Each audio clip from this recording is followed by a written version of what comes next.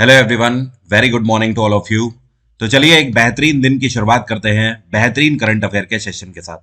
आज के इस वीडियो में 19 अक्टूबर 2022 के करंट अफेयर हम लोग डिस्कस करेंगे। पीडीएफ और टेलीग्राम दोनों का लिंक मैंने वीडियो के डिस्क्रिप्शन में दिया हुआ है, तो आप दोनों को वहां से अवेल कर सकते हैं। तो शुरू करते हैं, लेकिन सबसे पहले बात करेंगे कल के क्वेश्चन की। कल मैंने आपसे क्वेश्चन ये पूछा था कि माता वैष्णो देवी मंदिर जो है ये कौन सी हिल्स पर स्थित है। तो ये जिन पहाड़ियों पर स्थित है मंदिर, इन पहाड़ियों को त्रिकूट पहाड़ियों के नाम से जाना जाता है। आपको पता है अभी तक कितनी वंदे भारत एक्सप्रेस चल चुकी है?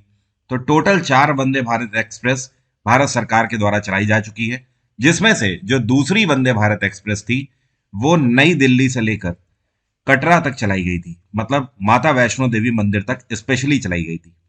पहली जो वंदे भारत एक्सप्रेस है यह चलाई गई थी वाराणसी से लेकर नई दिल्ली तक। दूसरी इसी को एक्सपेंड कर दिया गया आगे, नई दिल्ली से कटरा तक चलाई गई। तीसरी जो चलाई गई है यह अभी कुछ टाइम पहले मुंबई से लेकर गुजरात के गांधीनगर तक चलाई गई। और जो चौथी अभी हाल ही में चलाई गई है, यह करीब एक सप्ताह पहले प्रधानमंत्री नरेंद्र मोदी जब हिमाचल प्रदेश की यात्रा में थे तो उन्हीं के द्वारा हरी झंडी दिखाई गई वहां से ऊना से लेकर नई दिल्ली तक। अब जो पांचवी वंदे भारत एक्सप्रेस आने वाली है वो प्रेडिक्टेड है मैसूर से लेकर चेन्नई तक कनेक्ट करेगी वाया बैंगलोर। तो चलिए अब शुरू करते हैं आज के करंट अफेयर। उम्मीद करता हूं आप सभी फिट एंड फाइन होंगे, अच्छे होंगे, तैयारी वगैरह अच्छी चल रही होगी। एक चीज बस ध्यान रखिए, कंसिस्टेंसी मेंटेन रखिए। भले ही आप एक दिन में 12 घंटे या 10 घंटे ना पढ़ें, कोई दिक्कत नहीं है, लेकिन कम से कम अगर आप 6 से 7 घंटे भी पढ़ रहे हैं तो डेली कंसिस्टेंसी रखिए। ओके, ये मत करिए कि आज 12 घंटे पढ़ लिया फिर कल केवल 2 ही घंटे पढ़ पाए, तो उसका कोई। अब चलिए शुरू करते हैं आज के करंट अफेयर। पहला क्वेश्चन है, ये कौन सा शहर है जहां पर पहली बार एमबीबीएस का जो करिकुलम है ये हिंदी में लॉन्च किया गया है?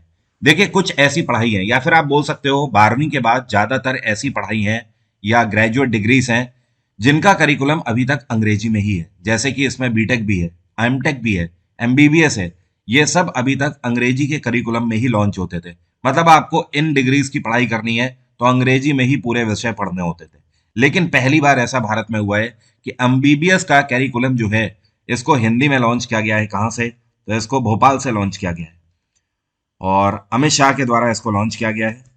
और उनके द्वारा यह भी अनाउंस किया गया है कि भारत सरकार बहुत ही जल्दी बीटेक मतलब इंजीनियरिंग का भी जो सिलेबस है उसको भी हिंदी में लॉन्च करेगी। फिलहाल इसके लिए जो किताबें हैं वो 8 भाषाओं में लॉन्च करी गई हैं। अगला क्वेश्चन है, मिनिस्ट्री ऑफ डिफेंस के द्वारा अभी हाल ही में अग्निवीर के सैलरी पैकेज के लिए कितने बैंकों के साथ पैक्ट साइन किया गया है? तो रक्षा मंत्रालय ने एक साथ टोटल 11 बैंकों के साथ पैक्ट साइन किया है और ये 11 बैंकों में अकाउंट खोले जाएंगे आने वाले जितने भी अग्निवीर के थ्रू सिलेक्टेड कैंडिडेट होंगे। तो टोटल अगर बात करी जाए तो 11 बैंक के साथ पैक्ट साइन किया गया है। स्टेट बैंक ऑफ इंडिया का हेडक्वार्टर है मुंबई, पीएनबी का हेडक्वार्टर है नई दिल्ली, बैंक ऑफ बड़ौदा है वडोदरा, आईडीबीआई बैंक का हेडक्वार्टर मुंबई, आईसीआईसीआई भी Mumbai, HDFC Mumbai, axis bank भी मुंबई। यहाँ पर आईसीआईसीआई मुंबई नहीं है, वडोदरा है। पहले इसका मुंबई था, अब लेकिन वडोदरा हो गया है। यस बैंक की बात करें तो ये भी मुंबई है, Kotak Mahindra bank Mumbai, IDFC first bank भी मुंबई है और बंधन बैंक का हेडक्वार्टर है कोलकाता।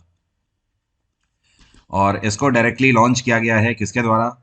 तो Indian army chief Manoj Pande के द्वारा इसको डायरेक्टली लॉन्च किया गया।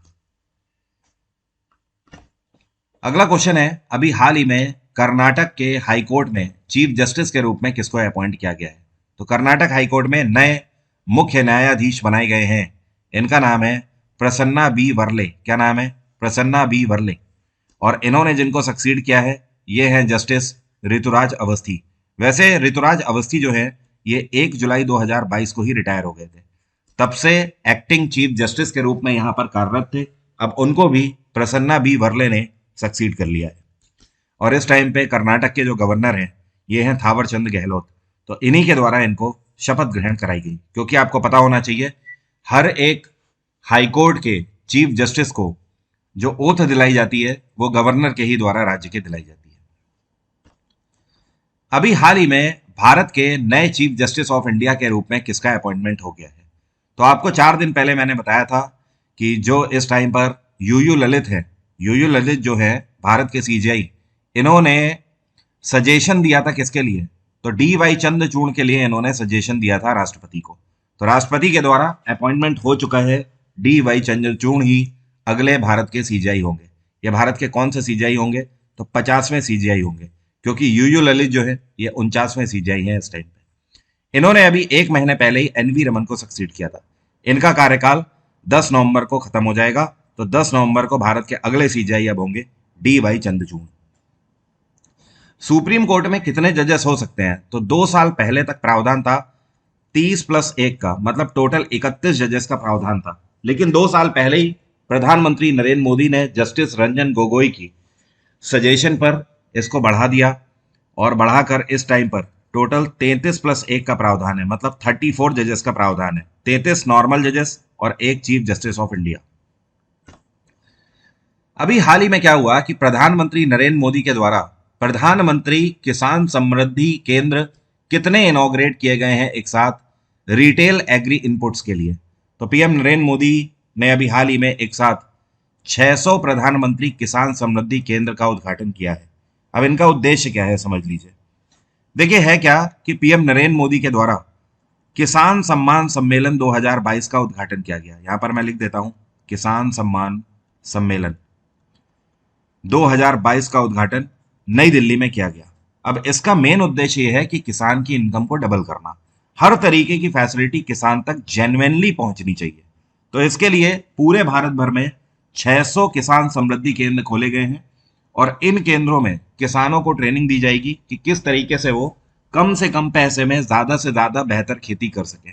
इतना ही नहीं, साथ में उनको यह भी बताया जाएगा कि 100% ऑर्गेनिक खेती कैसे कर सकते हैं। इसके दौरान पीएम नरेंद्र मोदी ने नई दिल्ली से एक ई मैगजीन भी लॉन्च करी है फर्टिलाइजर्स के लिए। ये ई मैगजीन किसानों को जानकारी देगी कि वो खाद वगैरह का कैसे यूज करें, खाद वगैरह की परख कैसे करें कि ये जेन्युइन खाद है या नहीं है।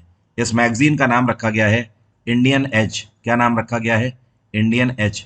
तो आपको ध्यान रहेगा, आई थिंक अब आप भूलोगे तो नहीं, कि पीएम नरेंद्र मोदी ने इसमें ई मैगजीन लॉन्च करी है, इसका नाम इंडियन एज है। ये इंपॉर्टेंट है, इसलिए आप ध्यान रखिएगा। अगला क्वेश्चन भी इसी इवेंट से रिलेटेड है। किसान सम्मान सम्मेलन 2022 में पीएम नरेंद्र मोदी के द्वारा यूरिया बैग्स लॉन्च किए गए हैं और इनको एक ब्रांड नेम दिया गया है। ये ब्रांड नेम क्या है जो कि यूरिया बैग्स को दिया गया है? तो भारत सरकार चाहती है कि पूरे भारत में भारत सरकार की तरफ से किसानों को जो यूरिया बैग प्रोवाइड किए जाएंगे उनका ब्रांड नेम होगा भारत। तो इस यूरिया बैग का नाम होगा भारत यूरिया बैग, जो कि किसानों को कंपनीज के द्वारा मार्केट फर्टिलाइजर के रूप में प्रोवाइड किया जाएगा। ये जो आपको पिक्चर में दिख रहे हैं इनका नाम है उल्फ क्रिस्टरसन। क्या नाम है? Ulf Kristersson.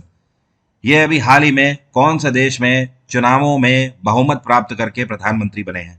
तो अभी हाल ही में स्वीडन में इलेक्शन हुए और स्वीडन में इनकी पार्टी का नाम है मॉडरेट पार्टी। क्या नाम है? Moderate party. तो इस पार्टी ने बहुमत प्राप्त किए और पार्टी के द्वारा उल्फ क्रिस्टरसन को नया प्रधानमंत्री स्वीडन में अपॉइंट किया गया है। स्वीडन में पिछले 1.5 साल के अंदर 2 बार प्रधानमंत्री बदल चुके हैं।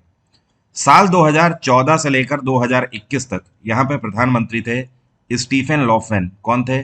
Stephen Lofven. तब तक सब कुछ सही चल रहा था, लेकिन अचानक से इनके खिलाफ अविश्वास प्रस्ताव आ जाता है 2021 में और उसके बाद ये अपना फ्लोर टेस्ट हार जाते हैं और इनकी जगह पर नई प्रधानमंत्री बनती है 2021 में।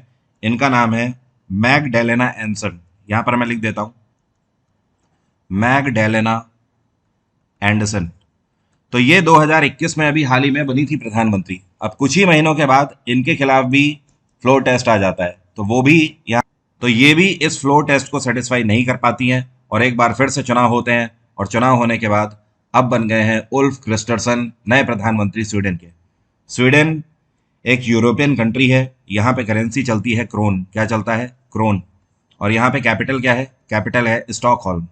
स्पेन की कैपिटल है मैड्रिड, नॉर्वे की कैपिटल है ओस्लो, न्यूजीलैंड की कैपिटल है वेलिंगटन।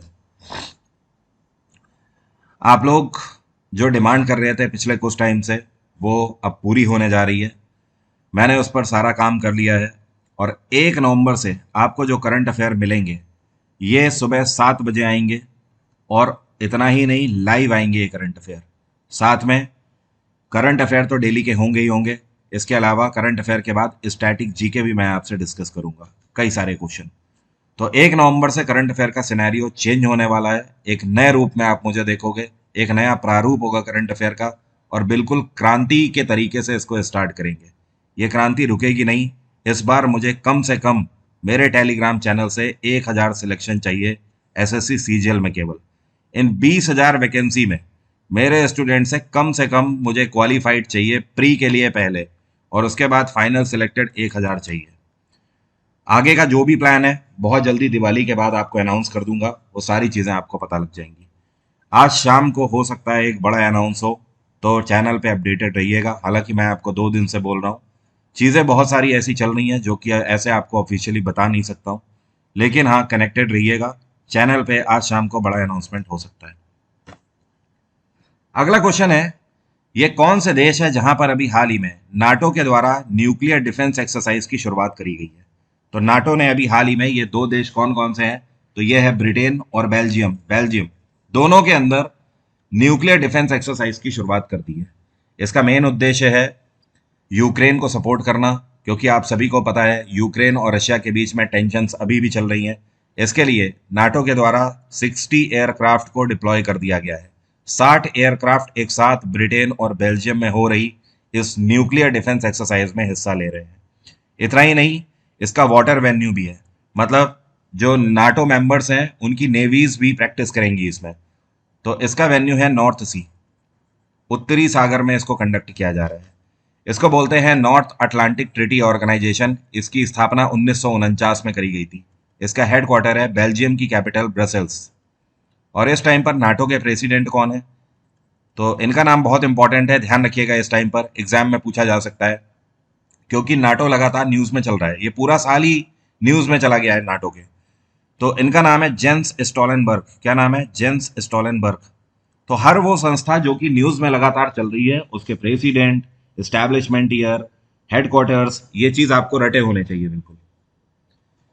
और यूके की कैपिटल है लंदन, बेल्जियम की कैपिटल ब्रसेल्स, नॉर्वे की कैपिटल ओस्लो, स्वीडन की कैपिटल स्टॉकहोल्म, स्पेन की कैपिटल मैड्रिड, अर्जेंटीना की कैपिटल ब्रूनो आयर्स, इटली की कैपिटल रोम, और नीदरलैंड की कैपिटल है एम्स्टरडैम।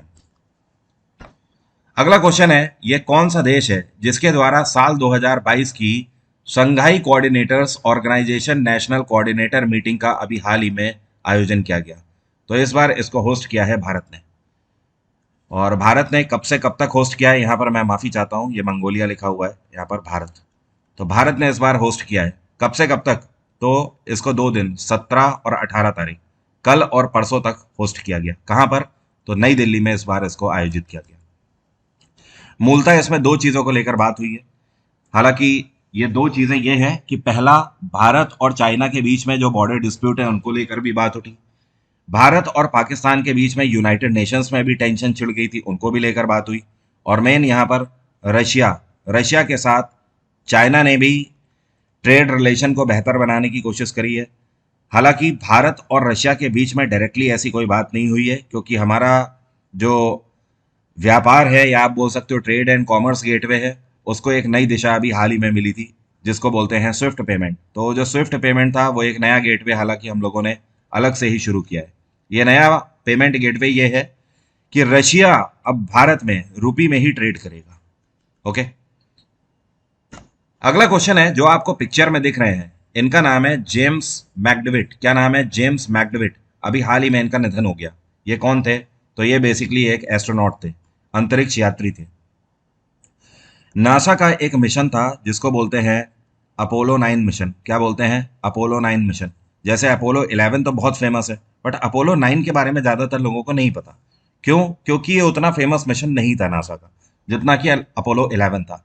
हालांकि अपोलो 9 मिशन जो था, इसमें वो सैटेलाइट इक्विपमेंट्स जो कि मून के लिए लॉन्च करने थे, उन सभी इक्विपमेंट्स को सबसे पहले टेस्ट करने वाले और कंप्लीटली टेस्ट करने वाले एस्ट्रोनॉट जेम्स मैकडेविट थे। तो इनका 93 की एज में अभी हाल ही में निधन हो गया। नासा की स्थापना 1958 में करी गई थी। हेडक्वार्टर है वॉशिंगटन डीसी, और नासा के इस टाइम पे एडमिनिस्ट्रेटर हैं बिल नेल्सन। क्या नाम है इनका? Bill Nelson. अगला क्वेश्चन है, ये कौन सी कंपनी है जो कि लॉन्च करने जा रही है ट्रांसक्रिप्शन फीचर अगले 1 सप्ताह में? और ये जो ट्रांसक्रिप्शन फीचर होगा ये एप्लीकेशन में जब आप मीटिंग करते हो या फिर कोई भी ऑफिशियल या फिर आप बोल सकते हो सेमी ऑफिशियल मीटिंग, तो इस तरीके की मीटिंग्स में आपको बेहतर इंटरफेस प्रोवाइड करेगा। तो ये है गूगल। अब समझो कि ये ट्रांसक्रिप्शन फीचर है क्या। देखिए, कई बार होता है, आप लोगों ने देखा होगा, बच्चों के स्कूलों में आजकल सेमिनार कंडक्ट किए जाते हैं और वो जूम मीटिंग के ही थ्रू ही कनेक्ट किए जाते हैं, या फिर और भी कई सारे एप्लीकेशंस का यूज़ किया जाता है उसमें। अब क्या है कि ऐसे आपको लोग उसमें दिखाई देते हैं, सबकी अपनी अपनी पिक्चर दिखाई दे रही है। कई लोगों को तो दिखाई ही नहीं पड़ती है क्योंकि स्क्रीन इतनी बड़ी होती नहीं है जनरली लोगों के पास। अब होता क्या है कि कोई व्यक्ति आया मीटिंग में और आया और अपनी हाजिरी लगाकर चला गया। ओके, बट कई बार क्या होता है कि वो ये दिखावा तो करके चला गया, लेकिन मीटिंग के बाद उसे मीटिंग से जुड़े हुए दस्तावेज, डॉक्यूमेंट, नोट्स चाहिए, तो वो चीज़ फिर उसको नहीं मिल पाती है। क्यों? क्योंकि उसने मीटिंग तो अटेंड करी ही नहीं थी। इसी तरीके से कंपनीज में भी जब बड़ी बड़ी मीटिंग्स होती हैं, तो उन मीटिंग्स में भी कई बार एम्प्लॉयर्स को ये लगता है कि वो इस टाइम पर बिजी हैं, तो वो इस टाइम पर इस मीटिंग को अटेंड नहीं कर सकते हैं, लेकिन मीटिंग में भी जाना ज़रूरी है। तो दोनों में से क्या काम चूज करें? या फिर कई बार उन्हें लगता है कि मैं मीटिंग अटेंड नहीं करूंगा, लेकिन उसके बाद मीटिंग से जुड़े हुए डॉक्यूमेंट तो मुझे मिल जाए कम से कम। तो ये जो ट्रांसक्रिप्शन फीचर है, ये पता है क्या करेगा? आप इस मीटिंग को केवल 5 मिनट के लिए ज्वाइन करिए, उसके बाद आप लॉग आउट हो जाइए, कोई दिक्कत नहीं है। जब मीटिंग खत्म होगी तो अपने आप मीटिंग में जितना भी डिस्कशन हुआ होगा, उस डिस्कशन की एक फाइल बनेगी और वो फाइल आपके गूगल ड्राइव में सेव हो जाएगी इस मीटिंग के नेम से बाय डिफॉल्ट। तो अल्टीमेटली ये सेम उसी तरीके से है जैसे कि ऑनलाइन क्लासेस आप देखते हो। अगर ऑनलाइन क्लास आज आप नहीं देख पाए हो तो कोई दिक्कत नहीं है, रिकॉर्डिंग आपको मिल जाएगी। तो उसी तरीके से ये एक ऐसा सॉल्यूशन गूगल लेकर आ रहा है, अगले एक सप्ताह में इसको लॉन्च कर देगा। गूगल की स्थापना 1998 में करी गई थी। हेडक्वार्टर है इसका कैलिफोर्निया और सीईओ हैं सुंदर पिचाई। ट्विटर की स्थापना 2006 में करी गई है। माइक्रोसॉफ्ट की स्थापना 1975 में और फेसबुक की स्थापना 2004 में करी गई थी। ये कौन सा राज्य है जिसने 2022 में जल जीवन मिशन के टारगेट को अचीव कर लिया है? और इतना ही नहीं, पूरे भारत में इकलौता अभी तक का ये ऐसा राज्य है जिसने 2022 के जल जीवन मिशन टारगेट को अचीव किया है। तो ये राज्य है तमिलनाडु। और तमिलनाडु में टोटल अगर बात करी जाए कि कितने घरों के अंदर जल जीवन मिशन के अंतर्गत टैप वाटर कनेक्शन की फैसिलिटी देनी थी, तो यह था 1.25 करोड़ का टारगेट था। लेकिन इनमें से कितना अचीव हो गया है? 69.5 लाख हाउस होल्ड्स के अंदर ये टैप वाटर कनेक्शन लग गया है। मतलब करीब करीब आप बोल सकते हो 70 लाख घरों के अंदर पीने के पानी का नल लग गया है। जल जीवन मिशन का टारगेट ये है कि 2024 तक पूरे भारत में एक भी घर ऐसा नहीं बचना चाहिए जिसके अंदर पीने के पानी के नल की फैसिलिटी ना हो। अल्टीमेटली किसी को भी अपने घर के बाहर ना जाना पड़े पानी लेने के लिए। ये इस मिशन का मेन उद्देश्य है। बाकी राज्य मिनिमम टारगेट भी अभी तक अचीव नहीं कर पाए हैं। तमिलनाडु में एम.के. स्टालिन की सरकार है। आंध्र प्रदेश में वाई.एस. जगन रेड्डी हैं इस टाइम पे। कर्नाटक में बिसाव राज बोमई है मुख्यमंत्री और केरल में पिनाराय विजयन की सरकार है। वर्ल्ड ट्रॉमा डे कौन से दिन मनाया गया? ट्रॉमा का मतलब होता है सदमा, ठीक है? तो ये दिवस मनाया गया 17 अक्टूबर को, परसों के दिन ये दिवस मनाया गया। और ट्रॉमा डे पता है क्यों मनाया जाता है? इसलिए कि लोगों में अवेयरनेस हो कि अगर किसी भी व्यक्ति को कोई सदमा लगा है तो आप ज़्यादा टाइम तक उसे वैसा ही ना रहने दें। आप कोशिश करें कि उसको उस सदमे से बाहर लाया जाए, अदरवाइज ये घातक हो सकता है। इससे दिमागी बहुत सारे डिसऑर्डर हो सकते हैं। तो इस वजह से दिवस मनाया जाता है। हम सभी को पता है कि भारत में 5G लॉन्च हो चुका है पिछले महीने, और 5G लॉन्च करने में सबसे आगे 3 कंपनियां भी चल रही हैं। एक तो जियो, दूसरा एयरटेल और तीसरा वोडाफोन आइडिया। अब सवाल यह है कि रिलायंस जियो ने 5G से जुड़े हुए जो इक्विपमेंट्स हैं उनको मार्केट में लॉन्च करने के लिए किस कंपनी के साथ पैक्ट साइन किया है? तो रिलायंस जियो ने नोकिया का हाथ थामा है।